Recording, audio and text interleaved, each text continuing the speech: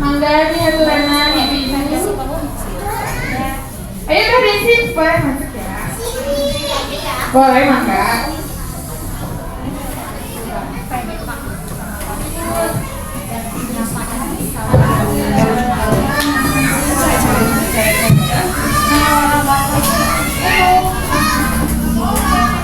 Ibu bisa sebelah sini Bu. Adanya ke sana aja, adanya ke sana.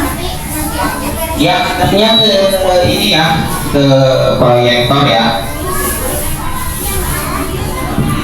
Ya bisa Kak. Assalamualaikum warahmatullahi wabarakatuh. Waalaikumsalam warahmatullahi wabarakatuh. Ibu-ibu, kita dari Puskesmas Sukahaji, perkenalan dulu ya Bu ya. Kalau misalnya tidak berkenalan, maka sudah saya ya. Makanya harus saya sama absen ya. Iya, aku makanya. Bu, kita dari Puskesmas Sukahaji bawa banyak orang ibu, tapi kan kita mau tahu ya nama-namanya siapa aja. Perkenalkan, nama saya Alia. Saya dari Puskesmas Sukahaji sebagai tenaga promosi kesehatan. Kemudian Ya, saya Sembilan Firdaus ya, sebagai tenaga administrator di Puskesmas Sukahaji. kemudian ada Ibu Vega sebagai ahli gizi. Terus ada Ibu Dwi yang di sana sama seperti saya sebagai tenaga promosi kesehatan. Kemudian ada Ibu Desi, ada Ibu Bidanina, dua-duanya juga bidan ya. Oke.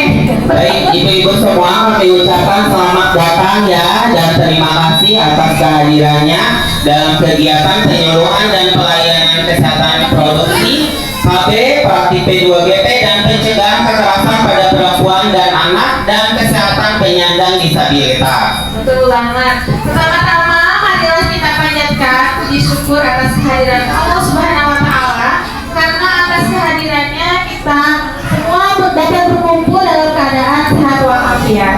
Amin. Salawat serta salam selalu tercurahkan kepada Nabi kita Nabi Muhammad SAW. Semoga syafaatnya selalu mengalir bagi kita di akhir kelak. Amin ya Allah ya Rabbal alamin. Yang terhormat dari Kelurahan Babakan atau yang mewakilinya, yang kami hormati dari DPP KB Di sana pesawat banget di sini. Oh iya. Jangan ya, DPP PKB ya Bu ya, betul ya. PKB Kecamatan Babakan Ciparai. Kemudian ada dari PKB Kelurahan Babakan, Teh Desi ya. Kemudian salah ya Bu? PPKK. Biar dikenal juga. Iya, biar dikenal ya Bu ya. Makanya kita saling. Kemudian ada ibu-ibu kader atau ibu PKK dari RW 10 Kelurahan Babakan. Ya, ibu-ibu kader Posyandu Cempaka mana angkat tangan, membaikan tangan, hai. Ada ibu-ibu udah pada kenal dengan kader Posyandu Cempaka? Kenal ya. Kemudian yang kami hormati juga dari UPTD Puskesmas Sukahaji, dan tak lupa yang kami banggakan adalah ibu-ibu dan hadirin yang undangan yang tentunya yang kita banggakan. Betul. Tepuk tangan yang meriah untuk kita semua dong. Semangat ya. Baik ibu-ibu semuanya, dalam rangka sosialisasi tentang layanan kesehatan kepada masyarakat, tentang pentingnya ber-KB, menjaga kebersihan reproduksi, praktik P2GP dan pencegahan kekerasan pada perempuan dan anak, serta kesehatan bagi penyandang disabilitas. Nah, ibu-ibu semua, kegiatan ini bertujuan untuk membangun tingkat kesadaran masyarakat tentang pentingnya KB dan kebersihan serta kesehatan reproduksi. Melalui KB diharapkan bisa membantu penurunan angka kelahiran yang berlebihan. Nah, betul di sini ada ibu-ibu yang anaknya 10? Tidak ada. Lebih dari 2? Ada. Oke, sehingga dapat membangun keluarga yang sejahtera dan lebih sehat, serta kekerasan pada perempuan dan anak dapat mempengaruhi mental, fisik, emosional yang tidak stabil. Nah, dan kemudian juga kita akan mengadakan kesehatan disabilitas. Itu penting adanya karena harus memerlukan membutuhkan dukungan secara individu dan partisipasi aktif dalam mengambil keputusan. Betul banget ya, Asep ya. Oke, kalau gitu daripada kita berlama-lama, kita dengarkan saja terlebih dahulu ya, Bapak Ibu semuanya ya. Bapak Asep. Betul Bapak satu. Sambutan dari PKBB, betul ya? Tadi salah ya? PPKK Kelurahan Babakan ya. PKK itu apa? PPKK nanti dijelasin ya supaya kita tahu. Oke, baik ibu-ibu semuanya, sejenak mari kita dengarkan sambutan secara langsung dari perwakilan PPKK Kelurahan Babakan. Kecamatan Ciparai. PPKK Kecamatan Babakan Ciparai. Oh betul. Iya benar Kelurahan Babakan. Saya mau lanjutin kecamatan Ciparai. Karena ya kita jadi ini ya. Oke, kita persilakan enggak.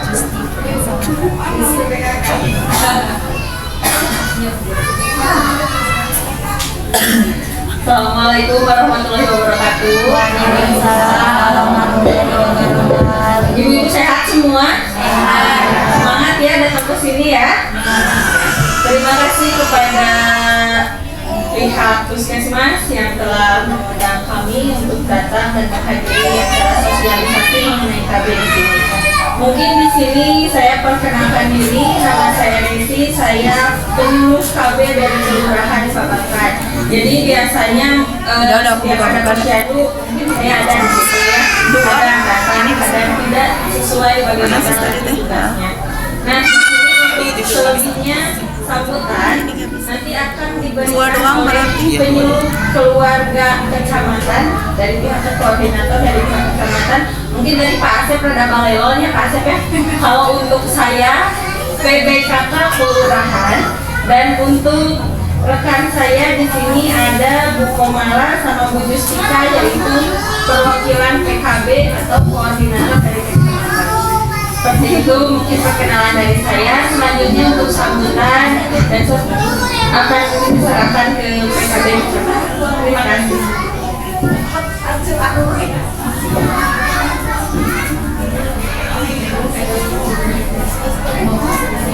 Bismillahirrahmanirrahim. Assalamualaikum warahmatullahi wabarakatuh.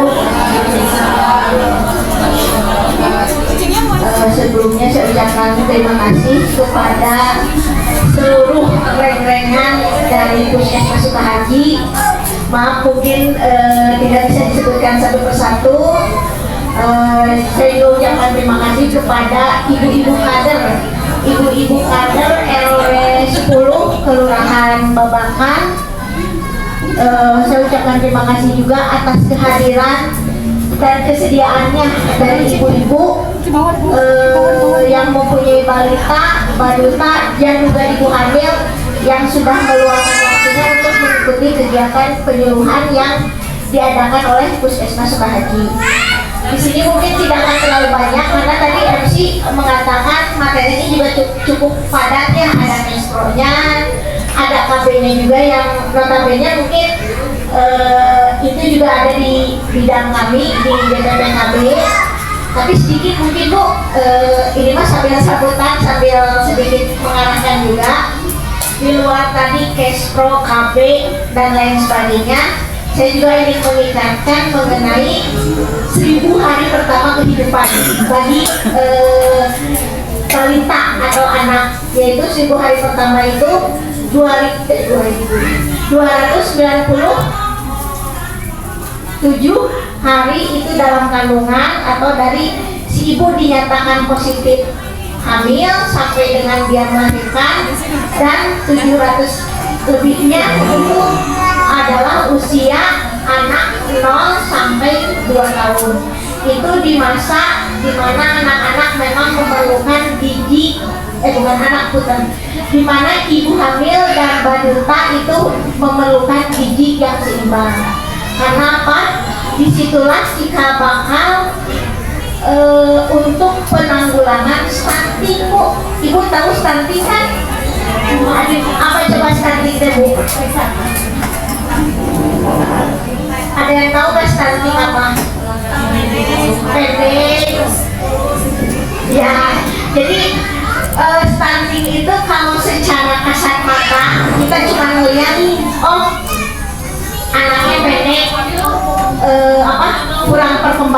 dan lain sebagainya. Tapi stunting itu bukan hanya pendek, karena yang pendek belum tentu stunting. Jadi stunting itu kekurangan gizi kronis pada anak atau pada masa sebelum mereka. Jadi pada saat ibu-ibu masih hamil sampai dengan anak usia 2 tahun, itulah masa-masa di mana ibu hamil dan balita harus diberi asupan makanan yang baik, gitu ya. Yaitu mungkin dari saya dicukupkan sekian. Terima kasih. Assalamualaikum warahmatullahi wabarakatuh. Waalaikumsalam warahmatullahi wabarakatuh. Oke, beri tepuk yang meriah dong untuk perwakilan dari PKB Kecamatan Babakan Ciparai serta PKBB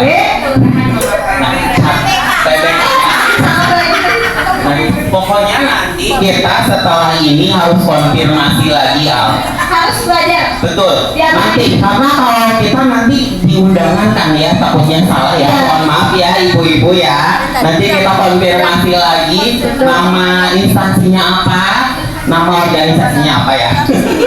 Oke, kalau itu mungkin tidak ada sambutan lagi ya.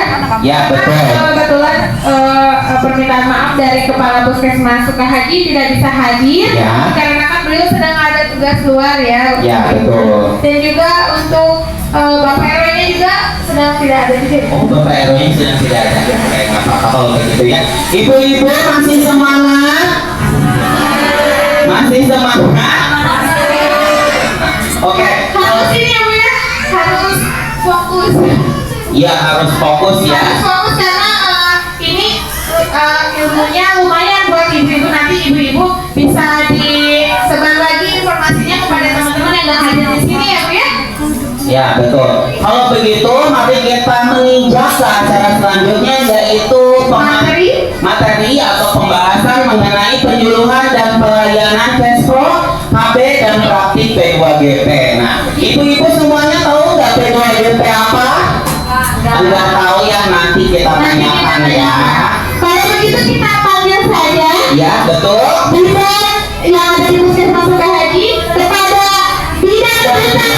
Maria, kami persilakan.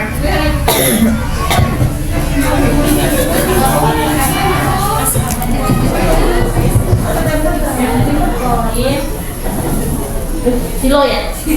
Ibu maaf ya, saya berdiri ya. Bu, maaf ya. Assalamualaikum warahmatullahi wabarakatuh. Kurang semangat kan Bu? Udah pada sarapan belum ya Bu? Udah, suaranya kan Bu keluarkan ya Bu ya. Sekali lagi ya Bu ya. Assalamualaikum warahmatullahi wabarakatuh. Nah, gitu Bu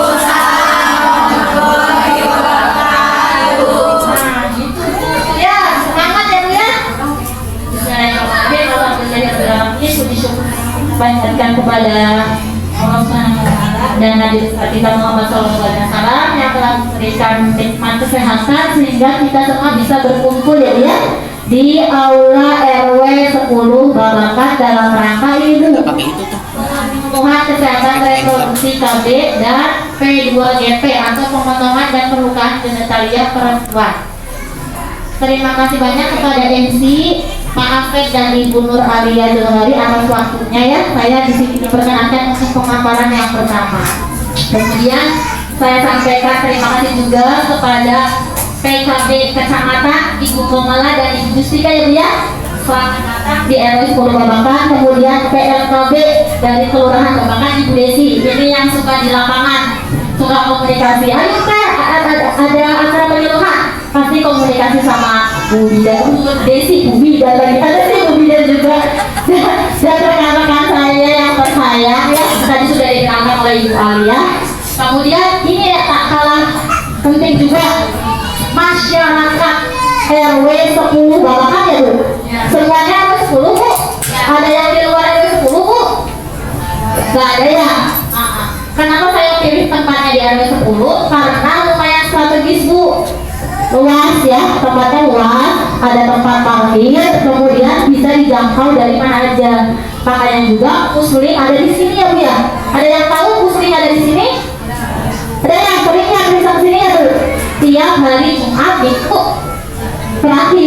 minggu keempat ya gitu. Baik ibu-ibu, karena sudah siang waktunya ya, kita cuma dikasih spare waktu sampai jam 12. Kita lanjut aja ke materi ya Bu ya. Nah ini Bu, ada yang tahu tentang kesehatan reproduksi itu apa Bu? Coba dibaca Bu, kesehatan reproduksi apa itu Bu?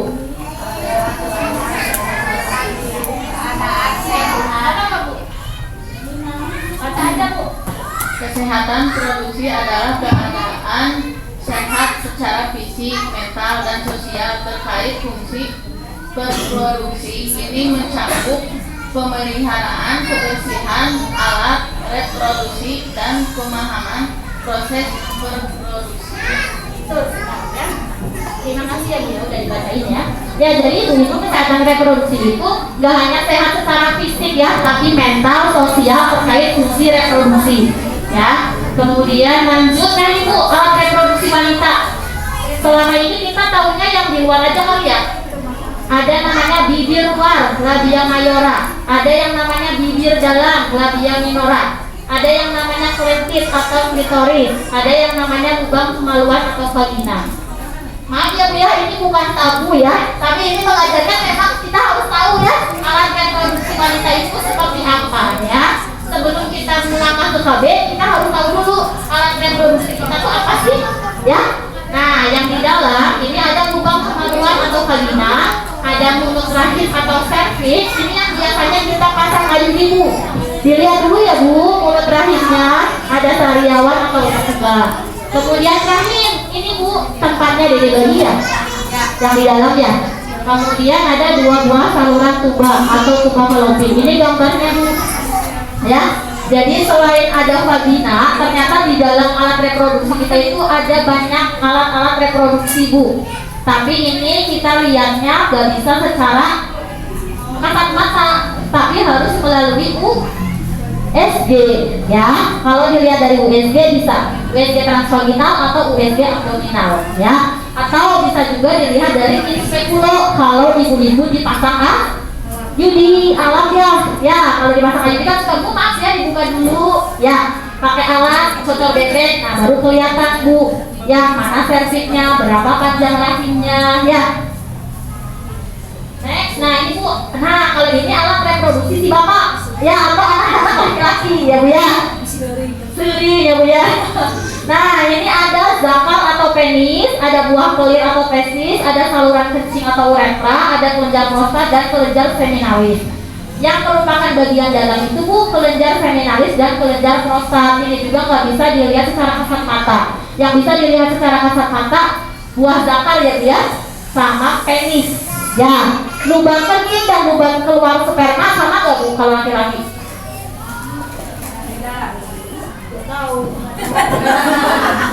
Kalau laki-laki cuma ada satu lubang ya di luarnya. Nah jadi keluarnya si sperma maupun keluarnya si air kencing sama ya, hanya saluran di dalamnya aja yang membedakan ya. Beda sama perempuan. Kalau perempuan itu lubangnya ada 3 Bu. Lubang uretra yang paling atas, yang di bawah atas ya. Beda antara alat reproduksi pria dan reproduksi wanita. Nah ini Bu, perkembangan fisik seksual. Biasanya kalau anak-anak yang belum balik kan belum ada perubahan ya Bu ya. Nah kalau yang ini Bu, perubahannya apa Bu? Menstruasi, pinter. Terus darahnya gimana Bu? Membesar, betul. Terus ada tumbuh apa Bu? Tumbuh rambut di daerah kemaluan, di daerah ketiak. Kalau laki-laki di janggut atau di kumis ya. Itu kan kalau perempuan itu berarti mens ya Bu ya, mens. Kemudian payudaranya membesar ya, timbul kemaluan rambut-rambut di kemaluan. Kalau laki-laki apa Bu?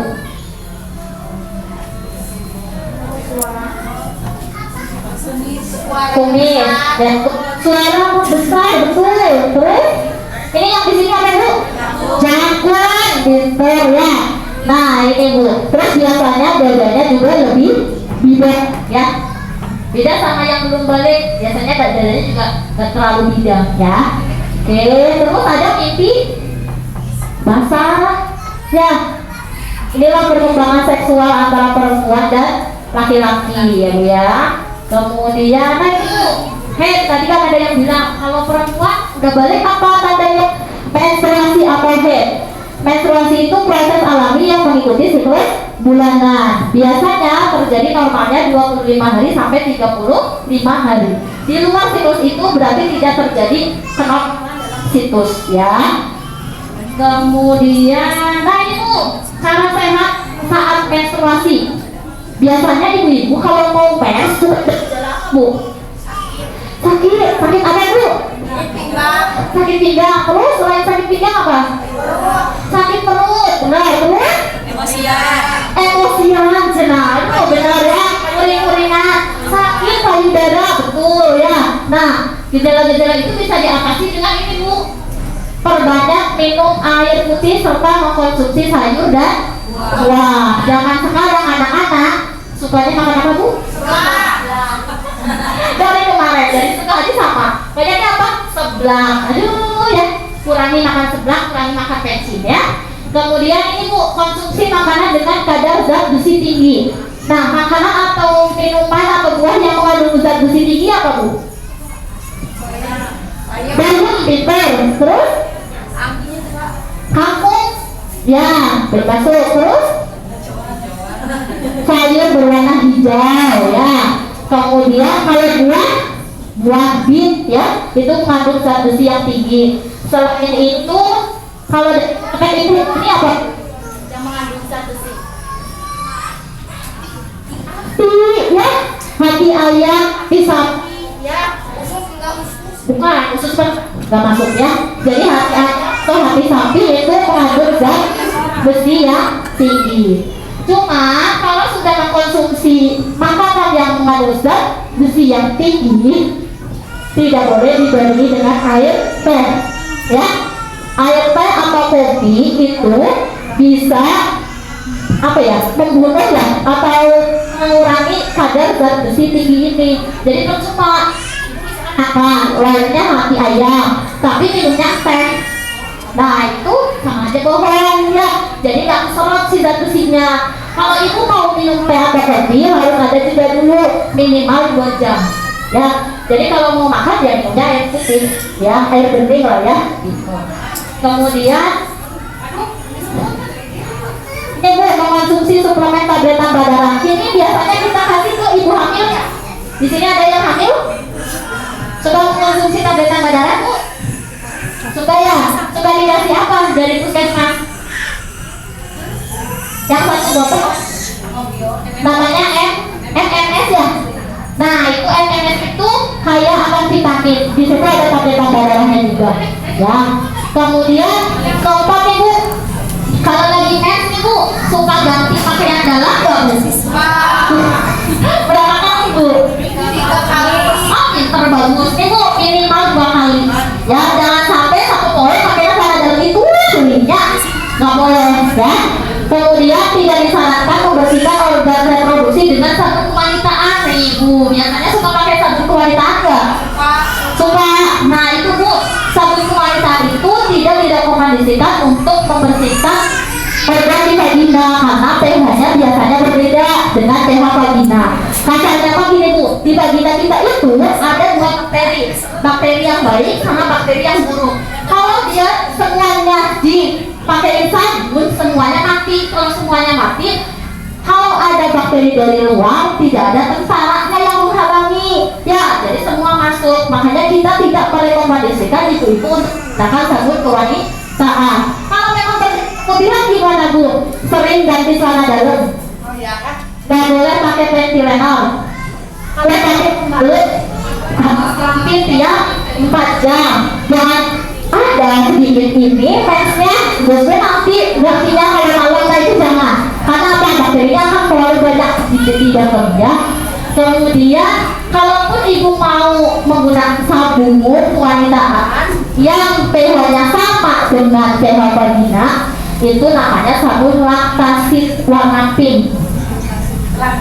Laktasid warna pink ya. Kalau bayi makan sabun laktasid warna biru ya. Boleh bayinya beruntusan gitu ya, gatal-gatal sensitif, pakai sabunnya apa? Misalkan dari anu, nah biasanya suka diganti bu pakai laktasid ya, tapi yang warna biru. Nah kalau yang perempuan atau yang sudah mens itu sabun wanitanya laktasid juga bu, tapi warnanya pink ya. Ada dijual bebas, yang wanita ada, di Alfamart ada, di Demak ada ya. Kemudian ini bu membersihkan organ kewanitaan dari depan ke belakang menggunakan air bersih. Biasanya ibu suka ceboknya ke sini atau ke sini bu? Ke sini ya? Kebaliknya. Nah bu yang benar dari depan ke belakang. Jadi dari kakinya dari atas ke bawah ya, bukan dibalik. Selama ini kan suka dibalik ya, dari bawah nah itu teh bu, nanti kuman-kuman atau bakteri yang ada di bawah naik ke atas masuk ke dalam vagina. Nah itu bisa menyebabkan kemudian ya gitu. Jadi sekarang coba polanya dirubah ya, sedikit dirubah ya. Oke lanjut ya bu. Nah bu ini metode pencegahan dan edukasi menstrual. Edukasinya sesinya ada tanya jawab, boleh nanti ibu bertanya pas saya pemaparan atau setelah selesai pemaparan. Kemudian yang kedua ada penyuluhan tentang perencanaan keluarga dan ya. Nah ini bu, apa itu KB? Keluarga berencana. Keluarga berencana apa sih bu? Dua anak cukup pinter ya, kok anak lebih sehat dan lebih sejahtera ya bu ya. Nah ini bu, keluarga berencana adalah usaha untuk mengukur jumlah dan dalam anak yang diinginkan. Untuk dapat mencapai hal tersebut maka dibuat beberapa cara atau alternatif untuk mencegah atau menunda kehamilan. Nah di sini bu ada yang tahu KB itu apa aja bu?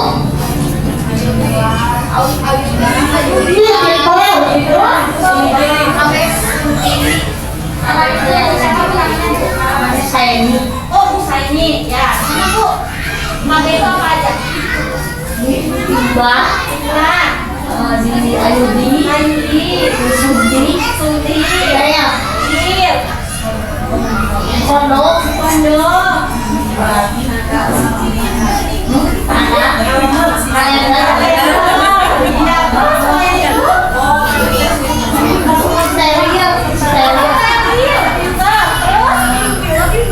Baik, mic-nya kasih itu satu lagi. Mic. Bayi 6 bulan. Ini diapain sih bu? Imunisasi. Enggak, yang kita dong punya dia. ASI. Ada namanya metode amenorelaksasi. Ya, ini benar bagus bu, saya ini dari ibu udah kalian tahu ya. Apanya KB-nya ada sederhana, pokoknya benar. Ya, jadi KB itu bu ada IUD, betul, ada implan, ada suntik, ada pil, kondom, metode kalender ya tadi, sama metode amenorelaksasi. Jadi menyusui juga bisa jadi KB bu, asalkan hanya ASI tok, ASI saja, dan minum ASI-nya ya sejam sekali, tidak boleh dicampur apapun. Mau dikasih apa? Biasanya suka madu ya. Nah itu nggak boleh. Madu, air putih dan yang lain-lain itu tidak diperbolehkan. Karena kalau misalnya sudah dikasih itu berarti sudah gagal metode amenorelaksasinya ya. Gitu. Oke lanjut ya bu. Nah ini tadi yang disebutin sama ibu siapa? Syaina ya? Oh Syaini ya bu. Kontrasepsi hormonal. Itu tadi bu. Yang hormon itu bentuknya apa aja? Pil, suntik, yang hormon.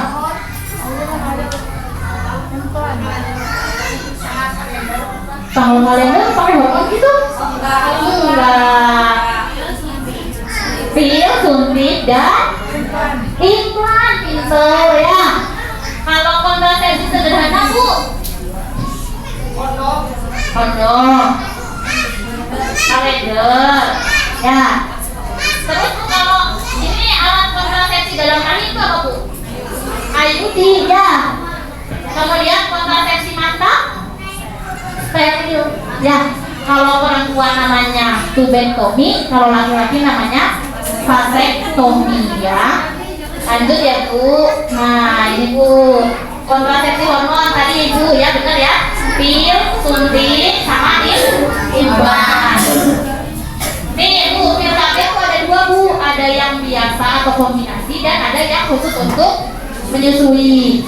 Nih kalau ibu-ibunya punya bayi usianya di bawah 6 bulan, Ibu rekomendasinya pilihnya dari yang mana Bu? Menyusui pinter. Kenapa Bu Ibu pilihnya pilih yang menyusui? Karena menyusui anak. Terus?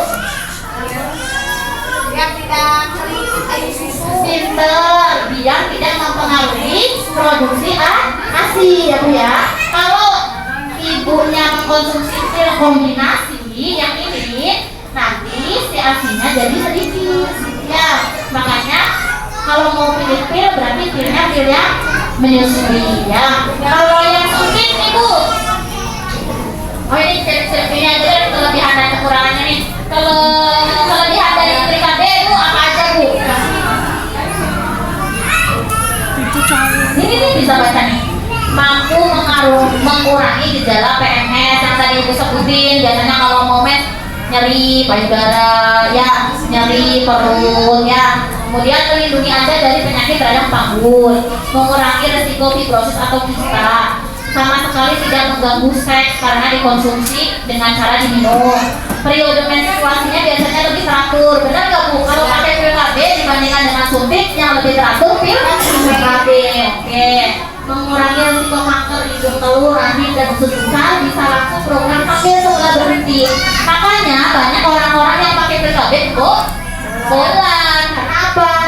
Subur ketika sudah tidak mengkonsumsi pil ya. Kekurangannya apa? Tidak bisa melindungi dari penyakit kelamin. Harus diminum tiap hari di jam yang sama. Kalau jamnya berbeda, itu bisa menyebabkan kegagalan ya. Ibu nanya abis teh minum pil, enggak kok ya diminum. Tapi kenapa tuh aku teh hamil? Pas ditanya-tanya, jam minumnya jam berapa Bu? Yang kadang jam 7, kadang jam 9. Beda semenit aja jadi permasalahan, apalagi itu beda 2 jam ya. Makanya harus di jam yang sama dan tidak boleh terlewat ya. Oke. Terus bisa meningkatkan tekanan darah. Nah Bu, makanya nih kalau ibu-ibu datang ke Bu Bidan atau ke puskesmas, biasanya yang dilakukan Bu Bidan atau yang di puskesmas apa Bu sebelum disuntik atau sebelum minum pil? Tensi, bener. Nah kalau tensinya tinggi itu nggak boleh pakai pil ya Bu. Karena apa? Ini Bu bisa meningkatkan tekanan darah. Ibu saya udah punya tensi tinggi tapi alih diadudi dasiun cenah. Hayo pernah di pil. Tapi ibu balik lagi, kalau ibu terus minum pil, tensinya akan semakin tinggi. Kalau ibu tensi semakin tinggi, ibunya gak ada keluhan, amit-amit jantung, terjadilah stroke. Dan makanya kenapa Bu Bidan gak pernah mau ngasih pil sembarangan, karena yang ditakutkan itu kan kadang banyak ya tensinya tinggi tapi gak ada gejala. Dan serius, nah biasa ya abis mah tensinya segitu oke. Dan itu yang bahaya ya gitu. Jadi kalau sudah dideteksi tensinya tinggi, jangan coba-coba minum pil ya. Oke, terus terkadang mengakibatkan adanya perdarahan di luar siklus haid. Dalam beberapa kasus dapat meningkatkan risiko pembekuan darah dan kanker payudara ya. Oke, lanjut. Nah ini Bu, suntik ini biasanya rata-rata ya ibu-ibu di sini pakai suntiknya pakai kabinnya apa? Pil. Ada yang suntik? Ada suntik berapa bulan Bu? 3 bulan. Ya ada yang sebulan? Nggak ada. Dari puskesmas juga ada yang 3 bulan ya? Nah ini suntik 3 bulan ya. Biasanya suntik itu ada 2 Bu. Ada yang 3 bulan, ada yang sebulan, malah kemudian ada yang 2 bulan ya. Biasanya kalau disuntik ada mens nggak Bu? Enggak ya. Nggak mens. Benar, memang efek sampingnya gitu Bu. Biasanya tidak mens. Nah ini Bu, beberapa kelebihan kelebihan dari suntik KB yang 3 bulan. Pertama, tidak berinteraksi dengan obat lain, relatif aman untuk ibu menyusui, tidak perlu repot mengingat untuk minum pil tiap hari, tidak perlu menghitung masa subur. Jika ingin berhenti cukup dihentikan, tidak perlu ke dokter, dapat mengurangi resiko munculnya kanker ovarium dan kanker rahim. Ya. Terus di sini ada kelemahannya. Kelemahannya apa? Biasanya suka sakit kepala, berat badannya naik, payudaranya nyeri, terjadi perdarahan atau menstruasinya tidak teratur. Butuh waktu cukup lama agar tingkat kesuburan kembali normal. Makanya kenapa Bu yang disuntik 3 bulanan begitu lepas gak langsung hamil? Ya, suka kan lama kan? Bu saya teh udah disuntik 3 bulanan tapi udah lepas, udah setahun pengen hamil tapi gak hamil. Karena apa? Yaitu efek dari hormonnya yang ada di dalam tubuh. Ya, makanya nggak kayak pil. Kalau pil mah sehari nggak minum aja udah langsung subur. Yang kayak Ayudi begitu dilepas kembali suburnya langsung cepat. Ya, itu oke. Lanjut ya Bu. Nah ini Bu, ini namanya apa Bu? Implan. Implan itu dipasangnya di mana Bu? Di tangan sebelah mana? Kiri. Kenapa di kiri Bu? Nggak di kanan? Dia kan sama tangan.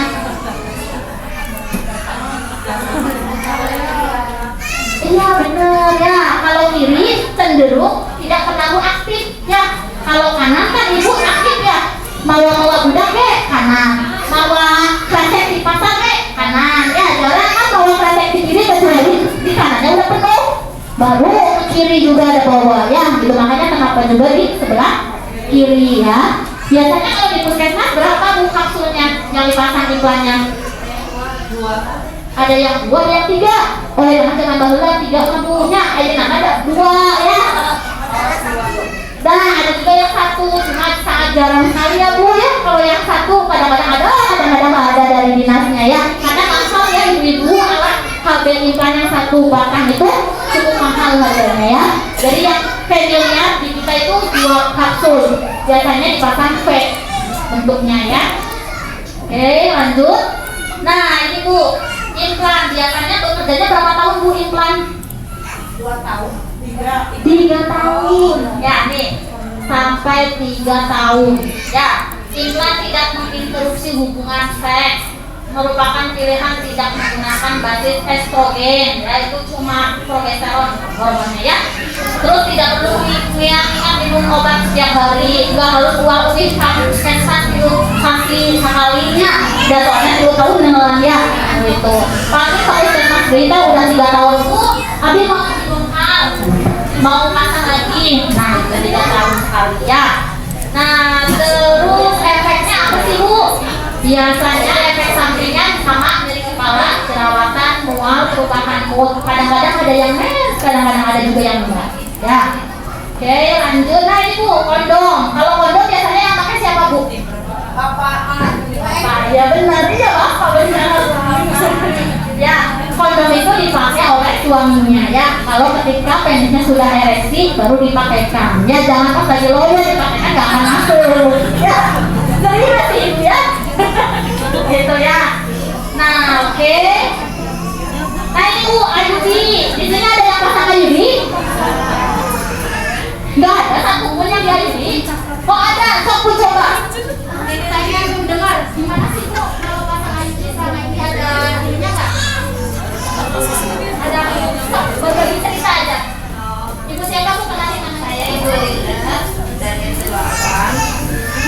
Saya pasang Ayudi sudah 2 tahunan. Alhamdulillah main juga jadi 100 tiap bulannya. Jumlahnya normal.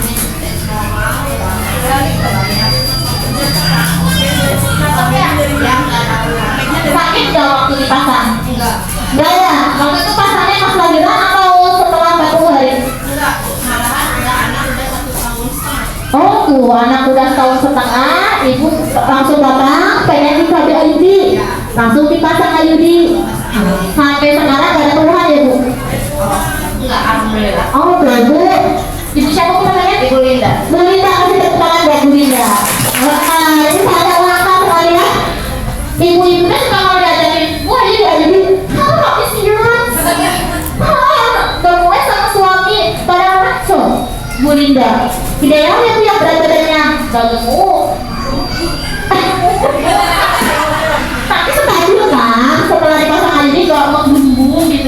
kan? Menstruasi rutin tiap bulan lancar ya. Kalau disuntik kan nggak match ya. Nah itu bagusnya.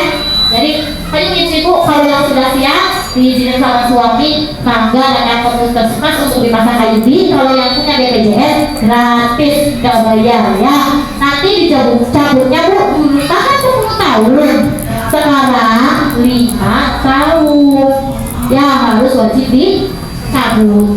Misalkan dari ibu kalau udah cocok pakai IUD nggak apa-apa, dicabut dipasang ya baru gitu, karena alat itu kalau nggak dicabut efektivitasnya kurang ya, makanya diganti, dicabut dulu baru nanti dimasukin yang baru ya, gratis nggak bayar ya, kecuali sama nih ibu-ibu, bu saya dipasang IUD tapi baru setahun ada keluhan woy sama suami kan nggak dibolehin pengen dicabut. Nah itu biasanya nggak bisa pakai BPJS, harus berbayar, karena kalau aturan dari BPJS harus sesuai dengan tanggal pencabutan.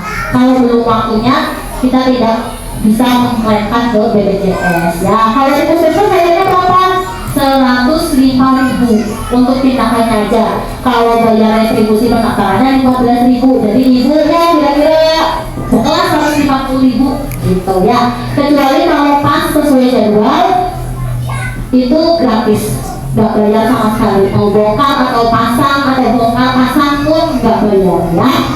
Oke lanjut ya bu. Nah ini IUD-nya tuh jenis-jenisnya.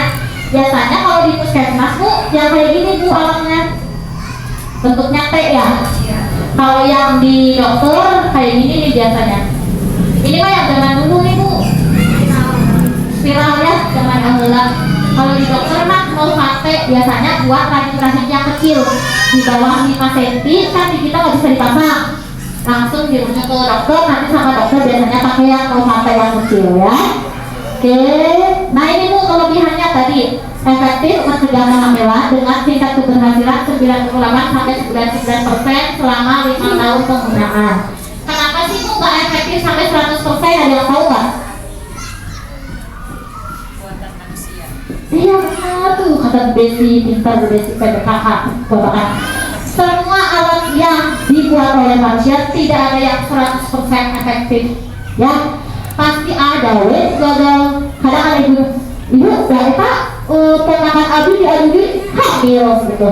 Dan itu mungkin 1 di antara 10 ya. Kalau ada 10 yang diadui, yaitu 98-99% kemungkinan 1 atau 2 orang yang gagal. Kalau yang 10 disuntik, kemungkinan 5 yang gagal. Berarti lebih besar kan bu?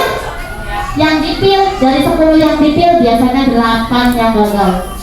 Kalau wemen 10 yang dikondom biasanya 9 gagal. Ya, jadi tingkat kegagalan itu selalu ada. Ya, karena kita manusia cuma bisa berusaha. Balik lagi Allah yang ngasih kekuasaan. Ya, bahkan ada yang disteril pun bu, ada yang hamil loh. Ya, karena itu satu pertama kekuasaan Allah, yang kedua kita harus sesuai dengan prosedur. Apapun itu namanya di KB harus dalam keadaan tidak hamil. Taunya tidak hamil dari mana bu? Menstruasi. Kalau dia mens berarti dia dalam keadaan tidak subur, tidak hamil ya. Tapi kalau dia datang ke kita, bu udah mens belum? Belum.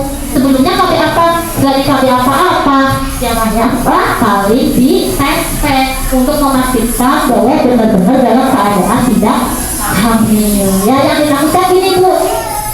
Dari screening nih misalnya buru-buru di bidangnya teh langsung kan pasang, tiba-tiba bulan depan gamen lah, bulan depan lagi gamen ya, tahu-tahu sudah hamil 5 bulan, padahal dari awal screeningnya sudah salah. Kenapa tidak ditanya dulu si pasien teh lagi mens atau enggak, dites dulu negatif atau enggak ya.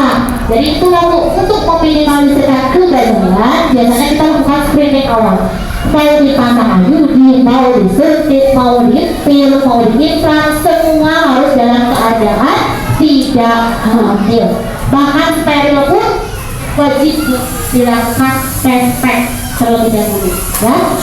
kecuali dia dari misalkan Bu tadinya saya suntik, kalau suntik kan nunggu mes lama sebenarnya jangan mes nanti suntik mas. Nah begitu jadwal ulang bilang Abi mah tadi digempos saya Wayudi langsung bisa hari itu segera di tes pek, segera membuat pel ya. Terus satu lagi Bu, kalau ibu-ibu melahirkan nih biasanya datang ke Bu Bidan untuk BKB nya kapan? Betul ya, 40 hari. Nah 40 hari itu nunggu mes sama nggak Bu? Iya nggak perlu ya. Jadi jangan sampai gini, saya sudah lahiran udah ada BKB nunggu 40 hari.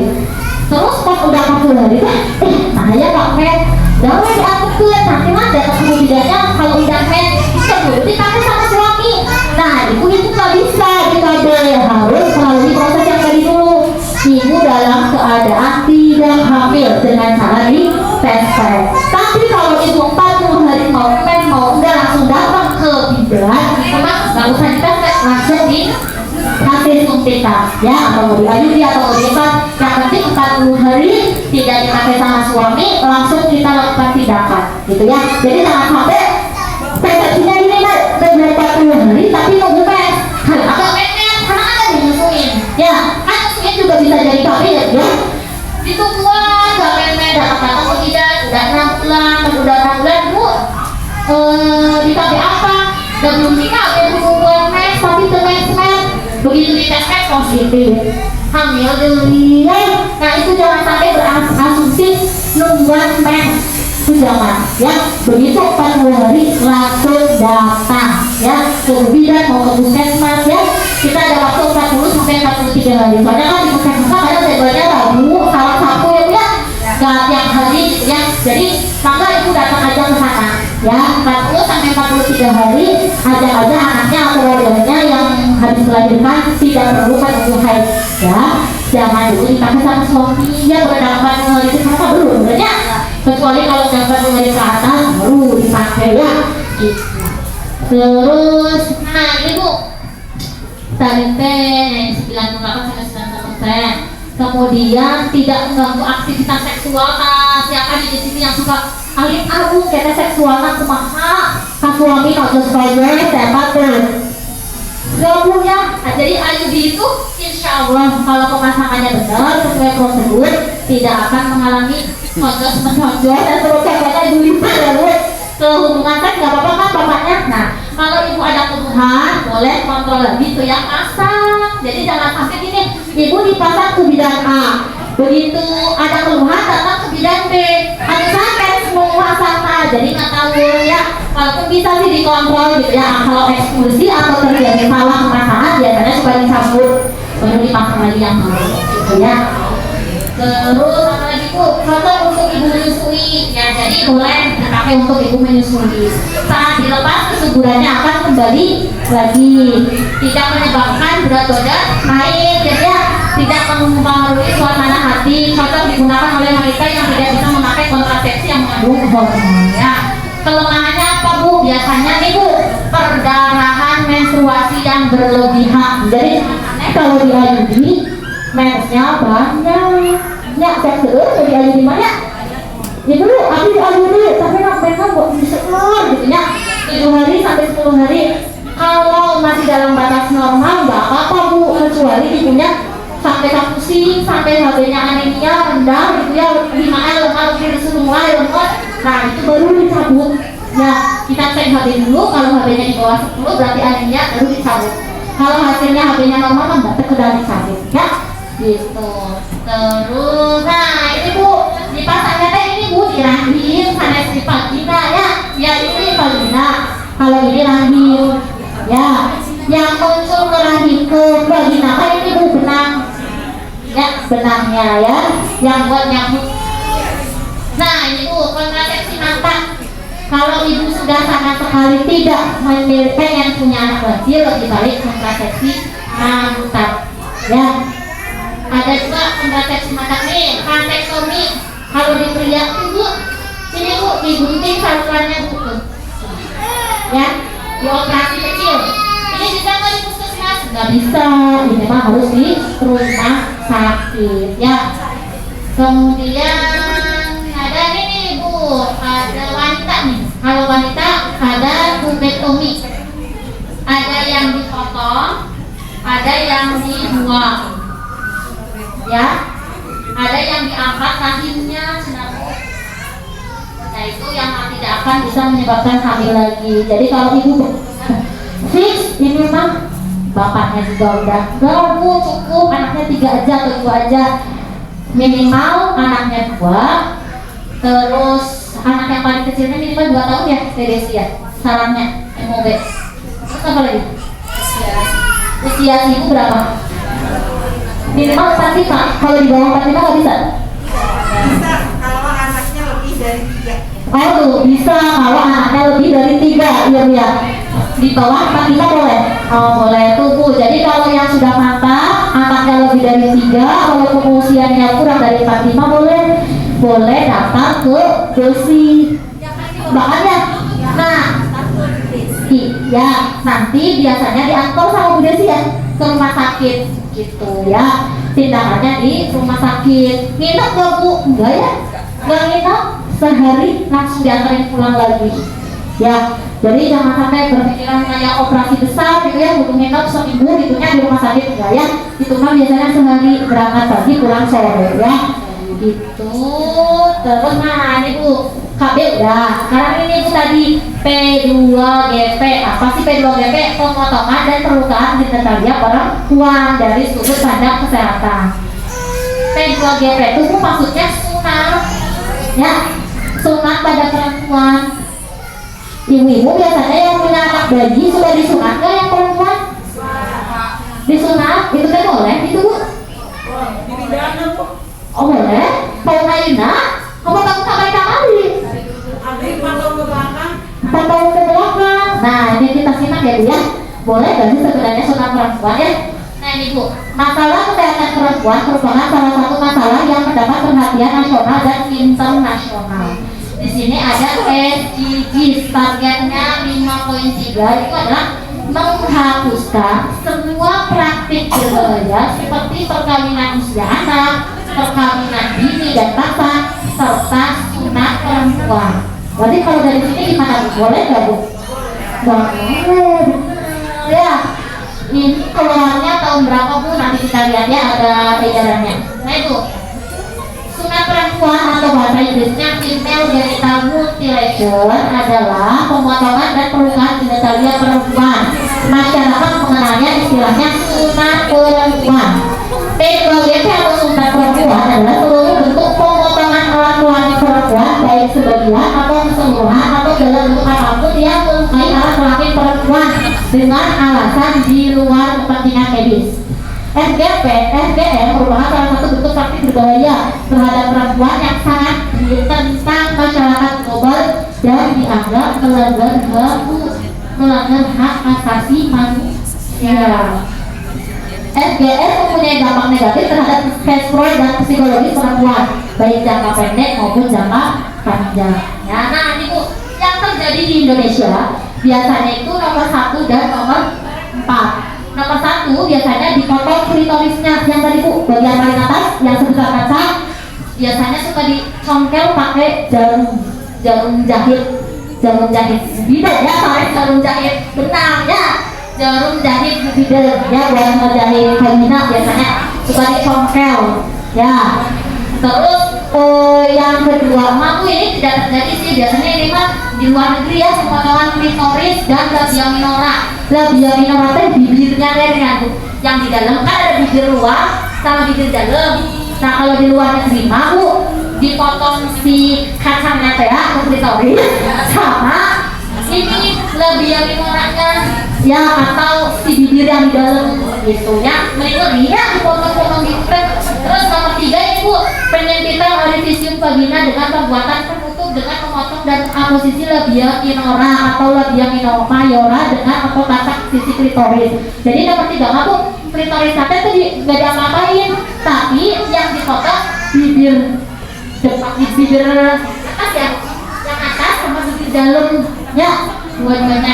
Nah, semua prosedur berbahaya lainnya yang dilakukan pada alat kelamin perempuan untuk tujuan medis cuma ditusuk hari di Indonesia banyak bu bidan besok ditusuk ke tangan klitorisnya atau ada yang dibuang itu nomor 1 dan nomor 4. Tapi ini tidak diperbolehkan Bu. Nah nih, kalau untuk laki-laki boleh nggak Bu disunat?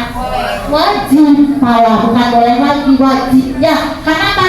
Kalau laki-laki tadi saya bilang saluran kencing dan saluran yang buat ngeluarin sperma satu lubang kan. Kalau perempuan beda kan lubangnya ya. Jadi ngapain sih disunat-sunat kalau tidak ada alasan medisnya? Kalau laki-laki kan untuk Bu. Dan kenapa disunat? Karena ini di mulutnya kalau dia nggak dibuang bekas air kencing itu nempel Bu. Ya di sini. Makanya wajib disunat. Ada perempuan kan nggak ada, jadi ada saluran kencing sama saluran vagina ya. Ada laki-laki kan wajib. Justru kalau nggak disunat, ini tuh bisa menyebabkan infeksi karena saking banyak mengendapnya air kencing yang ada di sini. Ya, bahwa ada kurang laki nanti bersihannya, dibersihan gitu ya. Tapi kan dalam laki-laki yang bersih ya, makanya wajib disunat. Ya dipotong, tinggallah gambar seperti ini ya. Kalau perempuan ini Bu yang disunat ini kan nih klitoris, yang fungsinya buat apa? Kan gak ada fungsinya ya. Justru itu akan menyebabkan anaknya itu sakit setelah disunat. Yang kedua, ketika dewasa jangka panjangnya berhubungan seksnya dia tidak akan bisa mencapai puncak atau klimaks. Ya, biasanya kan ada yang laki-laki dan perempuan berhubungan seks terus satunya mencapai klimaks, yang satunya nggak bisa karena ini kemungkinan besar klitorisnya dibuang atau dicongkel ya. Itu kan kasihan, jadi nggak bisa menikmati ya. Gitu. Nah ini yang namanya tadi Bu uretra yang buat pipisnya, yang ini yang namanya vagina, yang di bawah sini namanya anus ya. Jadi beda sama laki-laki ya. Kemudian ini Bu dampak P2GP berbeda dengan laki-laki ya. Tidak menggunakan obat bius sehingga perempuan dapat mengalami nyeri yang hebat. Hari laki-laki maka dibius. Ya walaupun kita pakai langsung, tapi tetap dibius ya. Hari perempuan mah Bu langsung dicongkelnya klitorisnya. Terus komplikasi jangka panjang tadi Bu yang saya bilang menyebabkan penurunan respons serta kepuasan seksual. Kemudian dampak psikologisnya traumatis bagi anak-anak perempuan ya.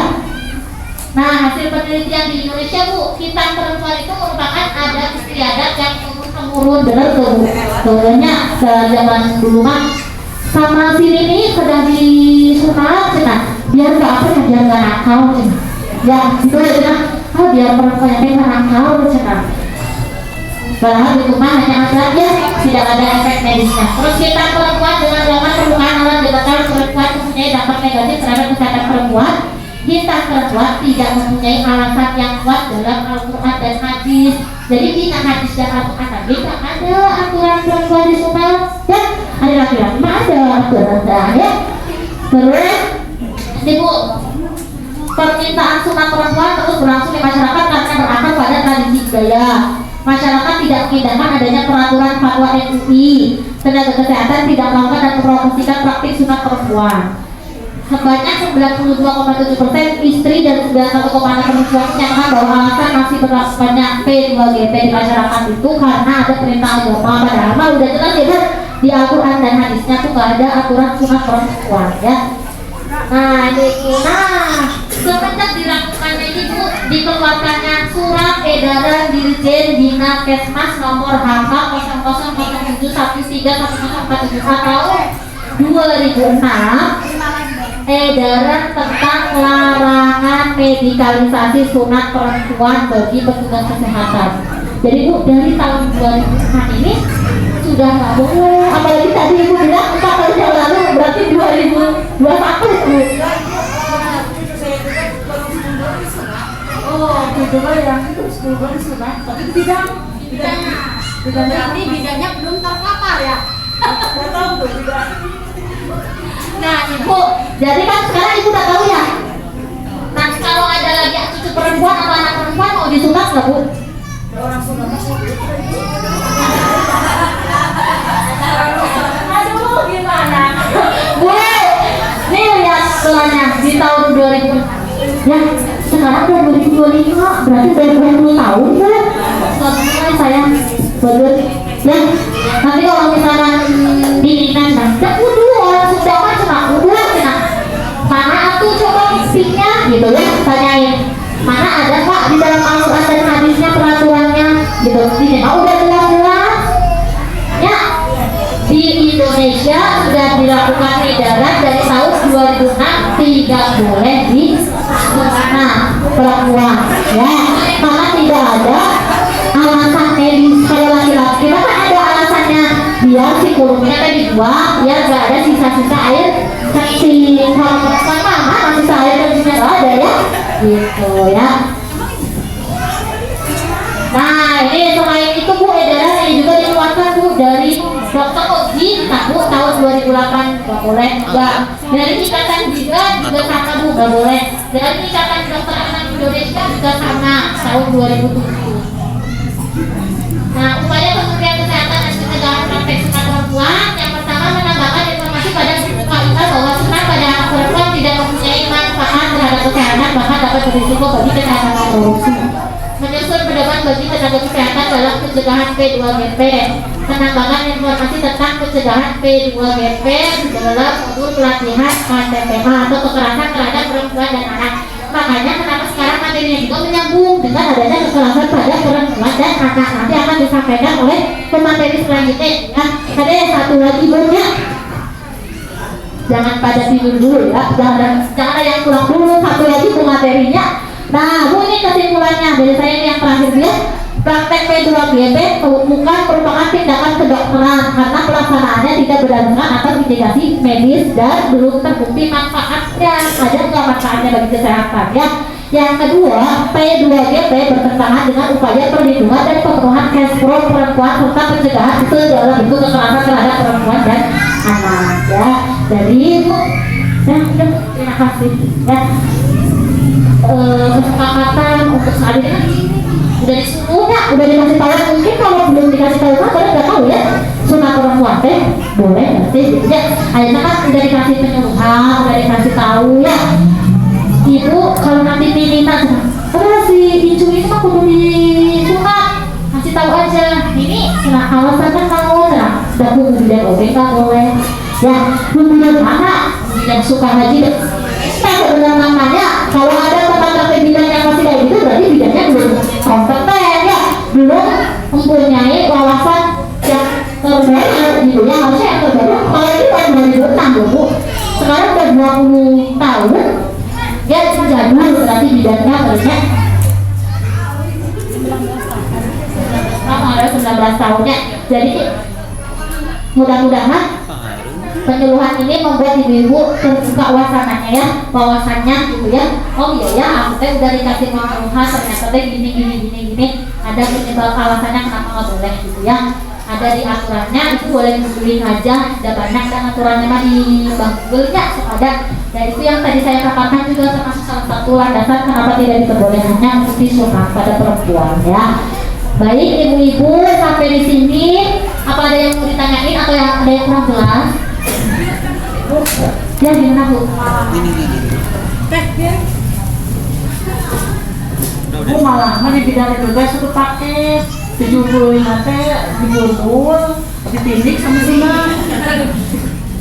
Tidak nah Bu kalau boleh tahu saya ya gitu ya namanya wilayah masih di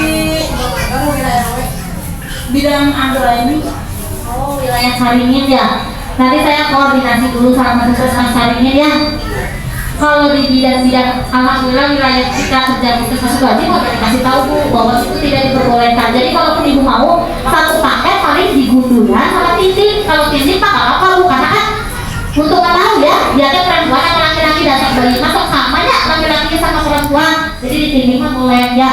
Tapi kalau disunat ibu bilang aja Bu, nggak usah disunat, saya mah paketnya cuma gundul sama tindik dah gitu aja ya. Nanti saya sampaikan sampai berkoordinasi dengan Puskesmas Caringin karena bidan Anggra itu bukan wilayah kami Bu ya.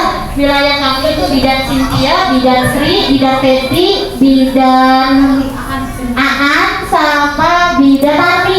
Yang babakan kan bidan Tati ya sama bidan Cynthia. Itu kayaknya sudah paham, sudah terpapar tentang ini ya. Mungkin itu belum terpapar jadi masih satu paket ya. Nanti lain kali Bu kalau ibu datang lagi ke sana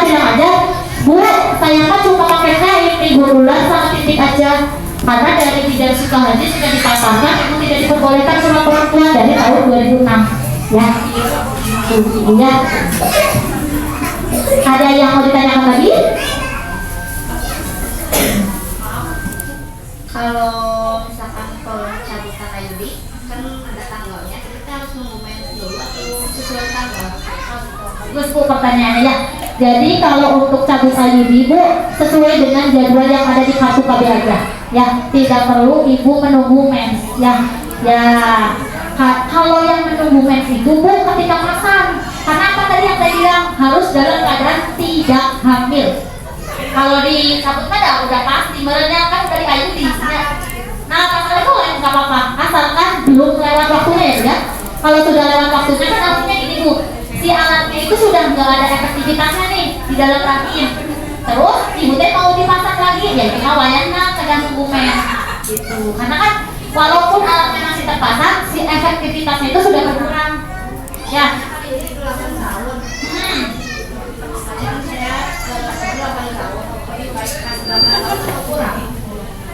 Seribu dipasangnya kapan? Tahun berapa? 2023. 2023. Oh berarti masih lama 5 tahun aja Bu. Kan sekarang udah terpapar ya, nggak 8 tahun lagi. Sekarang mah pelatihan yang terbaru 5 tahun. Ya, kalau 5 tahun ibu datang ke puskesmas bisa dicabut. Ya, itu udah sesuai waktunya. Justru kalau 8 tahun, ya itu yang ditakutkan sudah bersalah ya di dalam sistem badannya, efektivitasnya sudah berkurang. Jadi lebih baik ibu 5 tahun aja. Ya, itu gratis kok. Kecuali ini baru setahun dipasang atau 2 pokoknya kurang dari 5 tahun dicabut, nah itu yang bayar. Tapi kalau 5 tahun mah enggak. Cabut, nanti ibu mau pasang lagi yang baru, kita pasang lagi alatnya yang baru. Ya. Sudah cukup? Apa ada yang mau nanya lagi? Ya, cukup.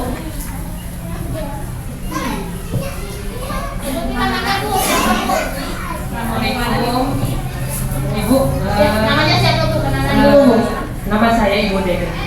Ya, oke. Gimana Bu? Saya teh kan dulu teh kegagalan KB dari IUD. Kan ibu teh KB teh 8 tahun ya di Rahmadi. Tapi ibu baru 5 tahun, ibu teh udah ada kegagalan gitu. Jadi bukan dinas kedudukan si alat itu gitu. Jadi kerasa ya perutnya, kesehatannya ibu. Ya di USG katanya dudukan si alatnya itu turun katanya. Jadi ibu bukan terpaksa, ya udah aja dan udah turun jadi dibuka gitu. Itu teh kegagalannya teh dari apa ya gitu deh. Dari aktivitas apa dari apanya gitu. Tapi belum waktunya habis gitu maksudnya. Kalau hamilnya itu hamil di rahim, di luar Bu kehamilannya. Itu kan hamil berarti gayanya. Di luar kedudukannya katanya, Di luar kayaknya. rahim. Iya. Berarti nggak sampai 9. Nggak keluar ini cuman nggak ada di dudukannya gitu. Ah. Keluar itu enggak gitu. Cuman sampai hamil sih enggak. Cuman kan saya kan ya posisi ya. posisi bukan di dudukannya katanya, ke bawah turun katanya. Nggak sampai hamil enggak. Udah kerasa kayaknya itu dari KB, kakak saya dari IUD. Pas diperiksa, ya Bu ini dari anak katanya, bukan di dudukannya katanya. Oh, Bukan dari itu tempatnya. Iya betul. Ibu untuk selama ini kan gini Bu dipasang pernah tahu nggak Bu? Apanya? Kan dipasang nih bilang tadi Iya. habis dipasang biasanya kan diajukan kontrol. Ibu pernah nggak kontrol? Pernah, soalnya kan habis di situ nggak enak gitu ya. Bu kalau nggak enak kontrol lagi. Pernah waktu itu teh seminggu kayaknya udah dipasang teh kan udah nyaman. Betul. Kontrol tapi kesini udah 5 tahun nggak ada keluhan, nggak ada apa gitu. Cuman belum waktunya habis. Ada geser tempatnya. Gitu ya. Oh, Faktornya iya. dari apa gitu sampai nggak didudukannya gitu. Ya, siap betul Ibu. Mohon pertanyaannya Ibu ya. Ya, siap Bu. Jadi pasangnya di Rahmadi. Setelah pasang Ibu ada keluhan ya. Dan kemudian Ibu kontrol lagi. Setelah Ibu kontrol lagi, benerin ya.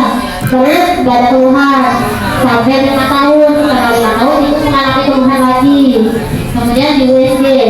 Nah pas di USG ternyata ada posisi yang bergeser ya gitu.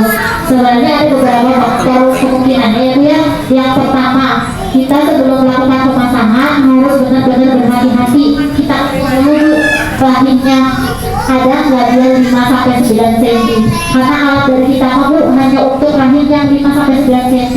Kalau yang ukuran rahimnya kurang dari 5 cm, yaitu Bu, takutnya terjadi salah posisi ya. Jadi nggak menurut mana ya tadi materi yang bisa nggak uterusnya kelihatan? Nggak bisa ya. Tadi ada uterus, ada rahimnya dia.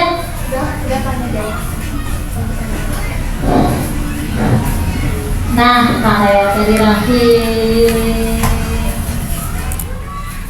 Nah, ini Bu, harusnya IUD-nya itu Bu ketika dilepas dimasukkan ke rahim Ibu, ini Bu, nempel di sini Bu, menutupi saluran tuba kanan, tuba kiri sampai ke sini.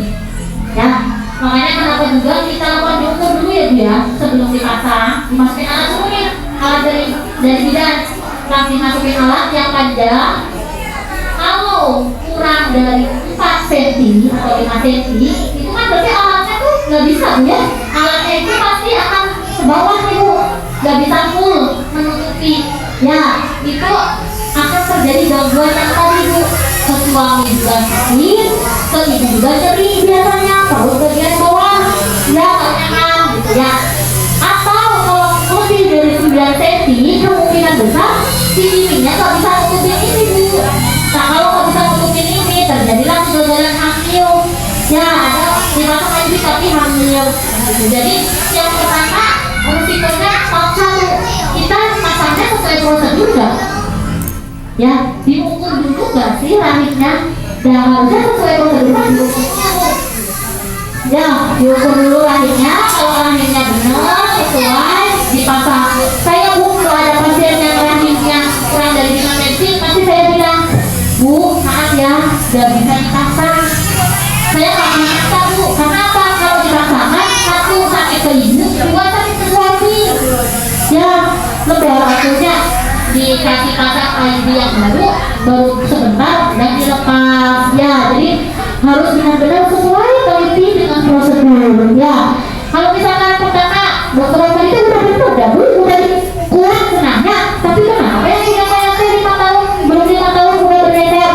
Kemungkinan yang kedua, ibu mungkin bawa yang berat-berat, angkat yang berat-berat. Ya kalau angkat yang berat-beratnya masih dalam 1 kilo, 2 kilo, 5 kilo masih aja gitu ya. Tapi kalau di atas 10 kilo ya itu pasti akan mengganggu pelatihan, pergeseran gitu ya. Kan kadang ada yang bilang turun terus ya hanya ya itu kan mungkin sering ngangkat banget berat yang terlalu berat gitu ya kilonya gitu. Jadi ada memang beberapa kemungkinan Bu. Yang pertama apakah dari pemasangan awalnya tidak screening dengan benar, atau yang kedua aktivitas ibu yang terlalu berat keluar bagian apapun segala macamnya gitu, itu bisa menyebabkan memang pergeseran di alat IUD-nya gitu ya. Jadi itu kendalanya seperti itu Bu. Makanya kalau saya pasang IUD biasanya Bu 2 minggu kontrol. Kalau misalnya 2 minggu kontrol Bu, setelah kontrol itu udah bagus, bilangnya udah saya potong. Tapi kalau ibu balik lagi ke sini, kalau ada keluhan maka balik lagi ke sini. Kalau nggak ada keluhan, berarti biasanya setahun sekali Bu kontrol teh. Ya, jadi rutin dikontrol ya. Kalau misalnya nggak kelihatan benaknya ibu bilang tadi itu saya sering banget melayani pasien nggak ada benaknya. Ya, benaknya dihabisin. Makanya saya kalau misalnya benaknya nggak ada, saya pasti rujuk ke dokter SPOG. Karena apa? Begitu dilihat sama dokter SPOG, nggak hanya dilihat dari bawah, tapi dibungkus ibu biar kelihatan posisinya dari mana nih. Ya, jadi nyambungnya juga benar gitu ya, nggak asal nyambung gitu ya. Karena itu taruhnya dari mana nih IUD-nya, takutnya bergeser atau gimana gitu ya. Kalau ada benarnya mah gampang tuh, tinggal dicabut sama kita udah ketarik gitu ya. Tapi kalau di dokter tadi biasanya sama sekali nggak kelihatan benarnya ya. Jadi saya pasti rujuk ke dokter SPOG sambil di USG sambil dokter lihat ke bawah gimana nih yang harus dicabut dan ada alat memang khusus untuk yang pencabutan IUD, nggak ada benangnya gitu ya. Paling itu Bu. Udah cukup Bu. Semoga menjawab pertanyaannya ya. Ada lagi yang mau ditanyain Ibu-ibu? Sudah siap ya? Udah siap satu lagi Bu materinya. Hatur nuhun Bu Ibu sadayana. Hapunten kalau ada kata-kata saya yang menyinggung Bapak Ibu semuanya, mohon dimaafkan. Ambil aja yang baik-baiknya ya Bu ya, buang yang buruk-buruknya. Semoga penjelasan ini bermanfaat bagi ibu-ibu semuanya ya. Wabillahi taufiq wal hidayah. Assalamualaikum warahmatullahi wabarakatuh. Waalaikumsalam.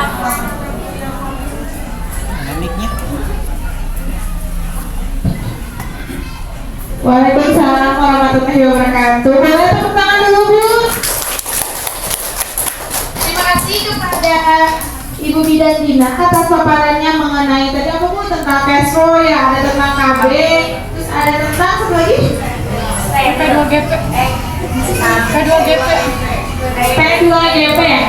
Ya. Nah, ilmunya banyak banget ya Bu ya. Ternyata banyak banget yang awalnya ibu-ibu nggak tahu, sekarang jadi tahu ya Bu ya. Dan nanti kan kayak tadi tuh saya dengar ada tentang hitungan untuk perempuan itu kan tidak ada ya sebetulnya ya. Jadi nanti Ibu bisa disebarin juga informasinya ke tetangga-tetangga. Mungkin tetangga-tetangganya ada yang belum tahu gitu ya. Oke, kita lanjut aja karena waktunya kita sebentar lagi. Kita langsung ke materi kedua tentang kekerasan pada anak dan perlindungan hak asasi anak yang akan disampaikan oleh Ibu Dwi Nurhasana. Kepada Ibu Dwi, silakan. Terima kasih ya. Assalamualaikum warahmatullahi wabarakatuh. Waalaikumsalam warahmatullahi wabarakatuh. Mohon maaf Ibu ya, suaranya agak serak-serak ini. Tapi jelas ya. Jelas. Terima kasih. Perkenalkan sebelumnya tadi ya, diperkenalkan saya Dwi, petugas promotor kesehatan dari Pusat Masuk Haji. Di sini akan membawakan tentang kekerasan pada anak dan perlindungan hak asasi anak. Kenapa sekarang di banyak kegiatan kita menyisipkan materi tentang kekerasan pada anak? Ada yang tahu? Nggak tahu ya? Jadi sekarang banyak ya harap di berita-berita, di infotainment biasanya ya kayak gitu ya, bullying pada anak, pemerkosaan, kayak gitu ya, kekerasan. Jangan jauh-jauh, orang terdekat dari kita sendiri biasanya itu yang pelaku dari kekerasan itu sendiri ya. Jadi kenapa kita selalu menggebor-geborkan, selalu mengingatkan kepada masyarakat tentang begitu pentingnya edukasi tentang kekerasan pada anak. Pakai pointer aja. Ada snapnya, snap. Nggak ada itu. Tapi sama di sana Ini ada. tentang Ada. definisinya ya, kekerasan terhadap anak ada tindakan yang merugikan secara fisik, emosional, atau secara seksual yang dapat menghasilkan dampak negatif bagi perkembangan anak. Jadi kekerasan itu gak cuma dipukul, gak cuma dibuang atau di apa. Dari perkataan orang tua sendirilah, jangan jauh-jauh ya. Kadang ibunya sama anak teh, Aisyah, mana gitu ya. Itu udah termasuk kekerasan. Jangan jauh-jauh, saya sendiri dulu juga seperti itu. Tapi setelah terpapar, tahu asa nyesel gerak. Ya, anak itu aset. Anak itu berlian buat kita semuanya. Itu aset masa depan keluarga. Anak itu ya. Jadi mulai sekarang karena ibu-ibu kan sekarang banyak ya sosialisasi tentang kegiatan apapun kegiatan tentang sosialisasi kekerasan kepada anak. Nanti diharapkan setelah pertemuan ini ibu-ibu bisa berubah ya sama anaknya, cara penyampaiannya, cara ngomongnya. Atau naik kalau ibu aku burger, kaset, ya cara ngomongnya karena iya kalau ayo mana ima teh capek iya teh menita didengekeun gitu nya. Ayo mana teh meni bodoh-bodoh deui. Eta nanti kepikiran anak ya jadi membekas mah meni bodoh baiklah. Baik sekalian teh belajar gitu nya. Baik sekalian malas dah. Mama ge ngomong gitu. Lu enggak boleh. Di pendidikan anak sekarang di sekolah juga udah kayak gitu ya. Udah nggak boleh ngomong kasar ke anak, harus lemah lembut. aku mah ate ibunya weh kayaknya dirapatkan ya. Kemudian nah ini ada statistiknya. Nah ini dari negara juga udah ada undang-undangnya tentang kekerasan anak ya. Kekerasan anak dan kalau di sekolahan nanti terjadi kekerasan anak itu nggak boleh orang tua mamanya gurunya mukul, itu nggak boleh serta-merta mukul, harus ditanyakan dulu. Kita harus tabayun dulu, harus ngomong dulu, tanya dulu ya. Kita nggak tahu anak kita di sekolah teh seperti apa perilakunya, karena guru sekarang juga nggak boleh mukul anak kayak dulu ya. Lebar menghapus ya, dulu ya lebar menghapus dari bukunya panjang, sekarang nggak boleh. Anak saya dari rumah nggak berani marahin, nah di sekolah dituntut gitu ya. Tapi harus dengan cara yang bagus, yang benar. Bapak ibu tuntut, ini tadi anak saya teh kenapa gitu ya. Kemudian kekerasan tentang seksual. Nah dari kecil, terutama anak perempuan, tapi sama aja anak perempuan, anak laki-laki dari kecil itu harus dikasih tahu apa yang nggak boleh dipegang, apa yang boleh dipegang. Ya, dari kecil harus diedukasi. Dari anak perempuan terutama nggak boleh dipegang-pegang segala sesuatu yang ada di tubuh kita, nggak boleh dipegang. Ya, apalagi kalau udah remaja. Putih banget udah. Ya, kalau udah remaja, dari kecil, kalau udah remaja udah agak susah dikasih taunya. Jadi dari umur kecil itu Pokoknya sekarang ya pegang cipika-cipiki. Yang boleh nyium itu cuma ayah dan ibu. Kalau udah gede pun ya udah nggak boleh. Biasanya anak perempuan udah menjauh kan, nggak boleh apapun itu. Biasanya kan nggak boleh dipeluk, nggak boleh. Untuk sekarang karena udah tahu ya nggak boleh. Dari ujung rambut sampai ujung kaki anak perempuan itu nggak ada yang boleh megang kecuali dia sendiri. Ya, kalau udah remaja harus tahu alat apa kita apa yang dia nanti berubah, nanti yang pegang orang itu dia harus lawan, dia harus menjaga diri, itu harus tahu semuanya. Nah kemudian ini ya bentuk kekerasan tuh banyak emosional yang tadi saya bilang. Kekerasan fisik kan udah kelihatannya, kalau fisik mah dipukul, ditendang itu udah kelihatan. Yang nggak kelihatan itu biasanya tuh yang gini emosional teh dari orang tua sendiri, dari temennya, dari gurunya gitu. Maka untuk perkataan juga anak-anak juga harus diasah ya, harus dikasih tahu. Gak boleh ngomong yang kasar, cara ngomongnya gak boleh ngomong gitu. Adek ngomongnya harus kayak gini ya, lebih baik ngomongnya kayak gini. Emang susah sih kalau ngomong mah gampang ya. Saya sendiri juga gampang kalau ngasih penjelasannya gampang kok. Tapi kadang anak terasa greget gitu ya. Tapi lama-kelamaan insya Allah bisa. Soalnya kalau anak sekarang, mental anak sekarang beda sama mental anak zaman dulu. Kita dulu dicarakan sama emak, ya udah nggak diambil hati ya, nggak bakal marah. Anak sekarang kunci di kamar, ya nggak bu, benar? Ya, karena apa? Karena teknologi sekarang, anak-anak itu lebih banyak belajarnya dari HP.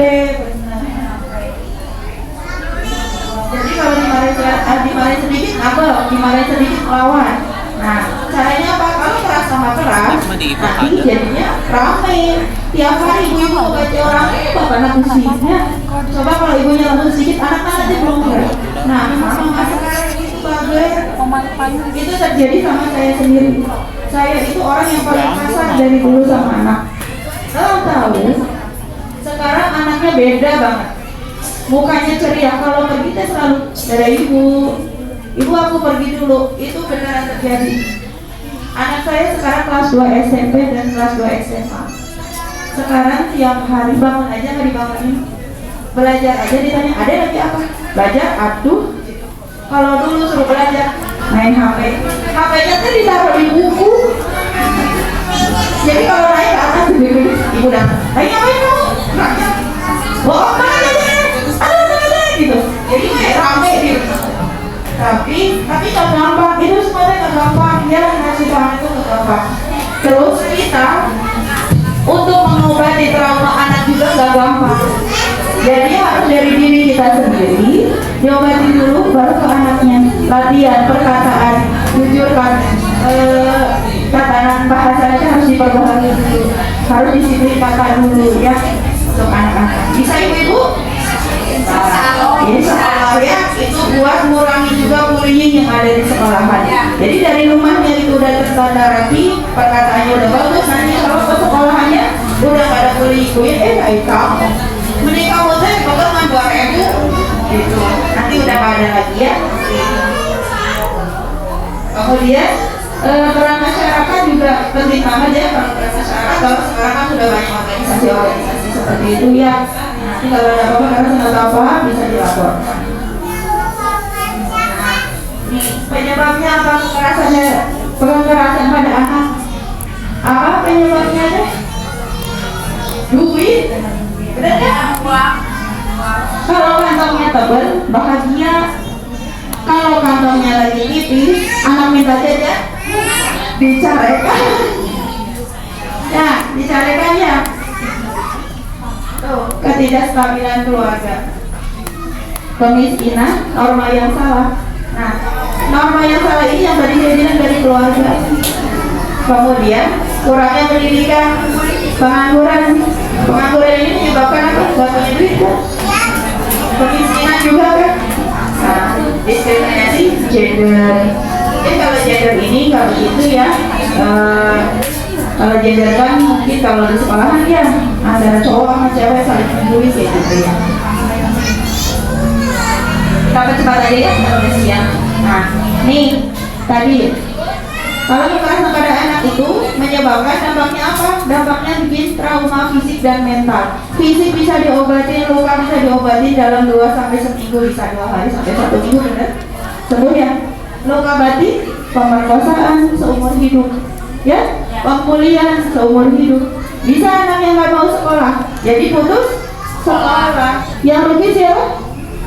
Orang tua. Udah membiayain anak, anaknya nggak mau sekolah, benar? Kemudian psikologi sama ya, dikit-dikit teriak, dikit-dikit dibilangin sama orang tua ngelawan, karena dia di luar nggak berani ngejawab. Jadi di dalam rumah dilampiasin semuanya, atau sebaliknya di dalam rumah selalu dimarahin dari pagi sampai tidur, besok lagi balik dari pagi sampai tidur dimarahin lagi, sekolah bebas, pulang carekan lagi, ya. Itu psikis anak bisa terganggu dan itu menyebabkan mentalnya itu mati ya, karena ya udah ada dicarekan tiap hari. Jadi kalau biasanya di luar, nah ada anak abimah bagar di bumi mah, nah di luar itu tekanan dari keluarga, karena di dalam rumah nggak berani, dia kalau biasanya ke luar, di luar gak bakal dipukul sama mamanya sama papanya, kayak di dalam rumah pasti nanti dimarahin kayak gitu ya. Dikit-dikit ngambek, dikit-dikit takut, ya disuruh sekolah nggak mau. Nah, kesehatannya juga gitu, nanti mau dicairkan ngurung di kamar, nggak mau makan, kita sendiri yang rugi, yang sakit anaknya meriang, marah lagi, nanti kena GERD lagi, maknya lagi kurang kuat ya. Nah, sosial, jadi nggak mau dia sosialisasi sama orang, gabung ke orang nggak mau. Tuh, nggak mau ya perkembangan akademisnya otomatis karena nggak mau keluar sekolah aja nggak mau. Nah, kemudian pentingnya di dalam pencegahan ya kayak gini, ibu-ibu ikutin kelas ya, masih apa sekarang lagi udah banyak ya, parenting udah banyak ya, ilmu parenting udah banyak. Semoga ibu-ibu nggak bosan ikutin parenting karena kita harus ikutin zaman ya. Yang punya hak itu gak cuma orang tua, anak juga punya hak. Justru lebih banyak anak ya haknya ya, karena kewajibannya belum banyak. Kewajiban anak itu apa? Ikutin orang tua, belajar. Belum ada kewajiban yang duit ya. Kalau hak anak itu banyak. Hak untuk hidup, hak aman, pendidikan yang layak, kesehatan, cegah kekerasan apapun. Ya, jadi kita sebagai orang tua milenial ya, omongannya sekarang ya, milenial ya, udah segala udah dicepat, jangan kalah sama anak-anaknya. Jadi nggak boleh kalah sama anak-anaknya. Ditata lagi, disiplin katanya harus diatur lagi, hatinya harus lebih lembut lagi, benar. peran serta masyarakat ya. Kalau peran serta masyarakat itu udah banyak tingkat kesadaran hak anak itu teh sekarang udah banyak di tingkat gak usah tingkat nasional, di kelurahan juga udah banyak, tingkat kelurahan ada, di kecamatan ada ya Bu ya, buat mandilannya ya sekarang. Kalau untuk materinya mah kebanyakan sama ya, kayak pentingnya pendidikan. Jadi untuk ngikutin anaknya biar mau belajar, tahu nggak caranya? Kita ikut duduk bareng, anaknya, adek, PR-nya apa? Nggak ada PR. Cing, lihat dong ibu tadi pelajaran tadi apa? Nanti anaknya ngasih tahu nggak? Cerita nggak? Saya terapi ke anak saya kayak gitu. Coba lihat, udah nggak belajar lah ibu. Coba tadi teh mana bukunya? Ayah dia tuh sana kumaha. Dibuka nanti dia cerita nggak? Ayah tadi tahu nggak bu gurunya teh nggak cerita, wehnya nggak berkenalan, weh. Terus dia jodoh.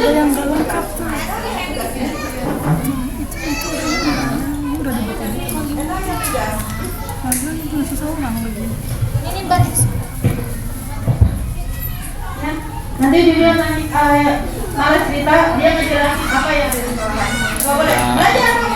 Kita mah jadi apa-apa, aku kan udah lama belajar lagi. Ya, nanti tuh jadi apa-apa. Ya, karena ucapan seorang ibu adalah doa yang anjur banget. Jangan keceplosan ibu-ibu ya. Punten bisa jangan sampai kelepasan. Jangan Datang udah ada posisi di situ, masa membahagiakan hati anak itu susah, bikin hati anak bahagia itu susah. Tapi sebenarnya bikin hati anak senang itu gampang. Kita senyum aja tiap hari, walaupun hatinya nggak kesel, hatinya lagi jengkel, tadi nggak punya duit. Senyum aja, dan kita nggak punya duit. Anak nggak tahu kita nggak bisa masak, ya jangan ditunjukin di depan. Bisa ibu-ibu? Kalau harus bisa ya. Tuh, peran pemerintah, jelas ya kalau pemerintah mah. Kalau pemerintah itu nanti kayak ada hak asasi anak kayak gitu. Nanti pasti ada kekerasan anak deh. Jadi kalau mau ada pemerkosaan di sini pasti pemerintah kalau lapor langsung dicari perlindungan anak, hak anak dan perempuan ya.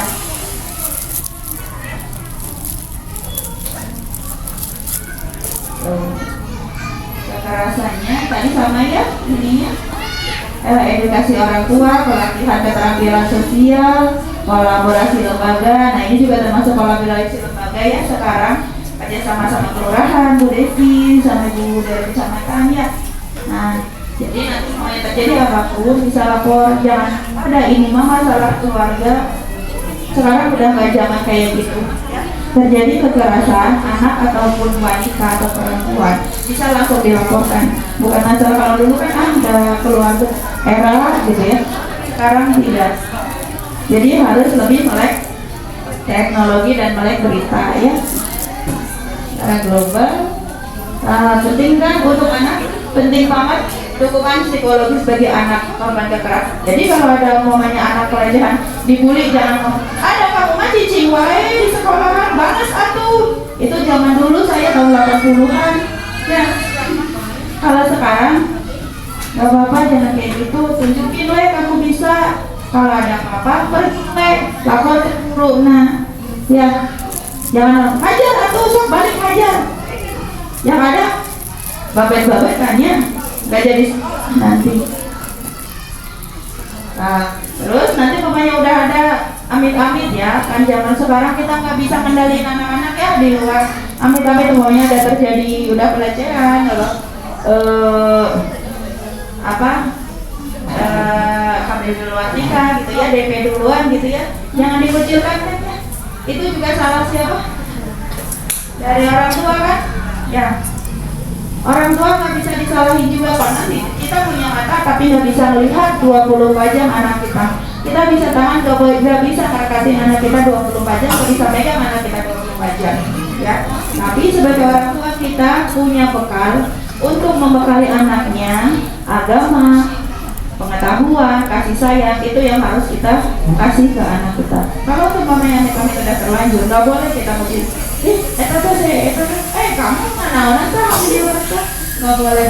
Kalau kita nggak bisa ngasih penjelasan atau kita nggak bisa pokoknya nenangin dia, mending kita diem ya, karena dia juga punya hak. Dia punya hak yang sama kita, karena untuk kesalahan kecil yang mungkin dia berkurang berlaku informasi atau masa apa mereka dapat, kayaknya kan kita nggak tahu ya. Jadi nanti di situ juga nanti bisa dilakukan kelurahan kecamatan.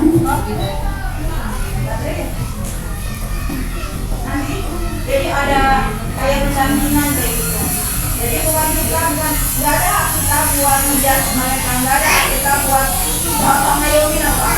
Mereka akan cerita nanti laporin aja dia, nanti ada tugas dia berwenang. On. Terus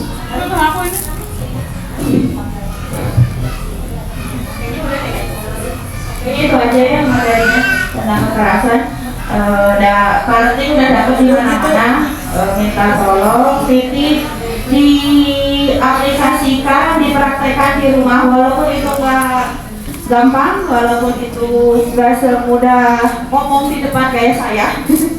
Praktek itu lebih susah ya, tapi semoga kita semuanya jadi orang tua yang bijaksana, orang tua yang bisa ngayomin anaknya, bisa memberikan semua hak ke anaknya, dan jadi orang tua yang teladan buat anaknya. Ada sesi tanya? Oh, ada sesi tanya, mungkin ada yang nanya atau apa? Tapi saya bukan psikolog ya, coba menyampaikan materi tentang kekerasan aja. Bisi dikira psikolog. Ada yang nanya? Kayaknya udah pintar semua, ada di sekolah dia ya kelas parenting ya. Ya, saya menambahkan sedikit. Boleh ibu nggak? Dengan semangat. Izin ibu-ibu menambahkan dari Ibu Dwi, kita sebagai orang tua jangan pernah melupakan dengan 3 kata kunci. Apa itu Bu? Apa ya 3 kata kuncinya? Apa itu Bu? Mengucapkan terima kasih, meminta maaf, dan meminta tolong. Karena ibu zaman sekarang paling gengsi untuk minta maaf sama anak. Betul nggak Bu? Mengakui tidak? Kita punya salah nih sama anak, tapi gengsi buat minta maaf, betul ya? Usahakan dengan haknya anak, barusan yang sudah disampaikan begini, sampaikan. Jika kita memang punya salah, nggak usah gengsi untuk minta maaf, gitu ya Bu ya? Karena memang sangat sulit. Ini saya sudah praktekkan karena saya mendapat ilmu ya Bu ya dari PPK. Saya punya anak yang paling besar itu anaknya overaktif, bukan hiper lagi, lebih dari atasnya. Nah, dia sampai dapat terapi segala macam. Ternyata kuncinya hanya itu. Ketika dia pulang, berikan pelukan, peluk aja. Kita nggak usah ngomong apa-apa, juga peluk aja. Dan itu terbukti alhamdulillah, dibanding kita marah-marah. Udah kita mau marah kita, jangan. Tapi berikan dia pelukan, berikan ciuman ketika dia tidur. Itu Bu, saya berbagi ilmu ini karena sudah ada ngalamin gitu ya, dan ngalaminnya. Di sini banyak ibu-ibu muda yang masih punya anak yang masih belia, terapkan gitu. Insya Allah hasilnya akan dinikmati semuanya. Dan ini tentu saja ketawahannya muda. Terima kasih banyak. Ya, jadi tadi tidak tawahannya 3 kata ya. Apa? Maaf. Tolong. Terima kasih. Susah? Ngomongnya gampang ya. Gengsinya yang gede. Dipraktekkan Bu, insya Allah nanti pasti anak berubah ya Bu ya. Kayaknya udah bisa semua deh, ini udah masuk semua ya materinya ya. Udah siap juga. Dicukupkan aja. Tentunya terima kasih. Apabila ada kesalahan saya pribadi mohon maaf. Apabila ada yang benar datangin dari Allah. Terima kasih. Assalamualaikum warahmatullahi wabarakatuh.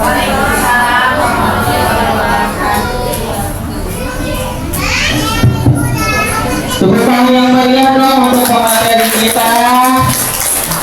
Nah, ibu seperti itu ya nanti, karena kekerasan terhadap perempuan dan anak ini sangat berdampak negatif ya terhadap fisik dan emosional yang tidak stabil nantinya ya. Ibu-ibu semua ada anak-anak yang baru masuk sekolah, ada NPLS-nya udah belum ya? Udah. Nah, anak-anak itu harus dikasih edukasi dan informasi sebelum berangkat sekolah ke anak-anaknya nih. Adek, nanti kalau ada yang ngebully, lawan, jangan takut, laporkan. Tapi hati-hati, lawannya harus dengan cara yang elegan, dengan cara yang smart, bener gak? Nah, jangan misalnya nih nanti si A ngebully si B melakukan perlawanan refleks ya, kita sebagai manusia lawannya dengan smart, jangan jambak-jambakan yang tadinya negatifnya ke si A malah berbalik jadi ke si B, bener gak? Nah, lawannya dengan cara yang smart, jangan takut untuk melaporkan ya tindakan kekerasan ini masuk juga bully ya. Benar, termasuk kekerasan seksual ya ibu-ibu ya. Kan sekarang banyak tuh yang terjadi nggak hanya kekerasan fisik, psikis atau psikolog. Betul. Nah, ada juga yang namanya kekerasan seksual ibu. Contohnya apa? Contohnya kalau misalnya ada yang mengirimkan video porno atau video gambar dipaksa harus nonton, itu termasuk ke dalam kekerasan seksual apa ya, sentuhan gitu ya. Yang keduanya yang menggunakan cara sentuhan, contohnya dipaksa untuk Ya, betul. dan pokoknya yang ada sentuhan-sentuhannya itu termasuknya kekerasan seksual. Ya. Itu yang bahaya juga ya, Ya, buat masa betul. depan ya kan, buat tumbuh kembangnya anak. Dan di sini pengertian anak itu bukan hanya yang bayi balita ya Bu ya. Jadi kalau pengertian anak itu, kalau misalnya dari WHO itu sampai anak usia 18 tahun itu masih kategori anak yang perlu perlindungannya. Ya, betul. Seperti itu ya. Nah, tadi juga P2GP itu boleh apa enggak? Enggak boleh ya. Ternyata di tahun 2025 ini masih ada ya yang praktik P2GP ternyata ya. Nah, untuk kedepannya tidak boleh ya. Tadi sudah dijelaskan ada surat edarannya tahun berapa tuh tadi ya. Sebenarnya yang ditetapkan bukan P2GP saja, tadi pernikahan anak, pernikahan paksa itu juga nggak boleh ya. Itu Katanya termasuk masih anak-anak ya, masih Ya. perlindungan pengawasan juga. Karena itu ada dari undang-undangnya itu nomor 23 tahun 2002 kalau nggak salah tentang perlindungan anak ya. Ya, seperti itu. Sebelum acara ditutup, kita dokumentasikan terlebih dahulu acara kita ya. Mari kita foto bersama. Foto bersama. Kira-kira di mana nih, Al? Ibu-ibu boleh ke sini ya. Nanti kita lihatnya ke depan. Backgroundnya Bu. Ibu berarti lihatnya ke sana ya. Boleh. Boleh Bu, balik arah ke sana ke belakang. Yang mau di sebelah sini. Atau jongkok gitu ya. Sama jongkok. Ya. Oh, kita yang jongkok. Kita yang dulu. Coba dulu ke sana. Ayo ibu-ibu kita ke depan dulu sebentar. Aku kayaknya kalau berdiri ke mobil berarti yang di belakang sama jong setengah ini berarti kita gini Bu ya, biar yang biar kelihatan. Ini pakai ini juga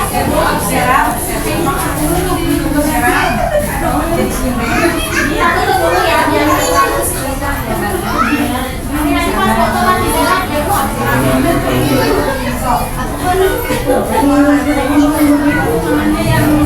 ayo itu boleh di sebelah sini yang kalau misalnya penuh di sebelah sini juga nggak apa-apa, beberapa barisan.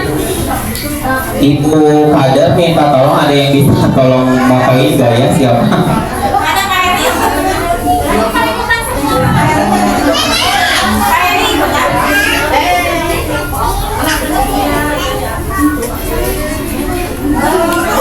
Kirain itu sama.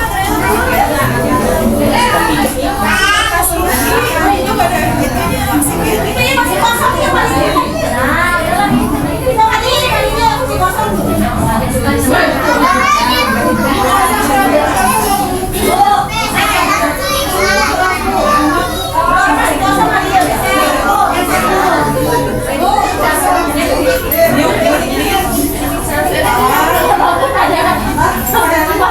depan kalau kena cahaya agak pumpuk sedikit ya. Siapa yang mau kaya? Agak di Nanti gantian yang ya fotonya.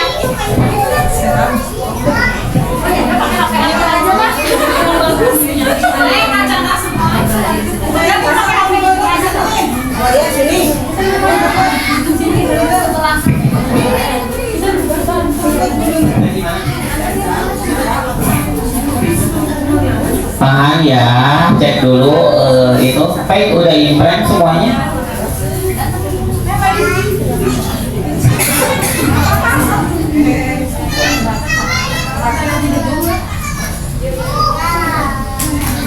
Oke, gaya biasa dulu ya Bu ya.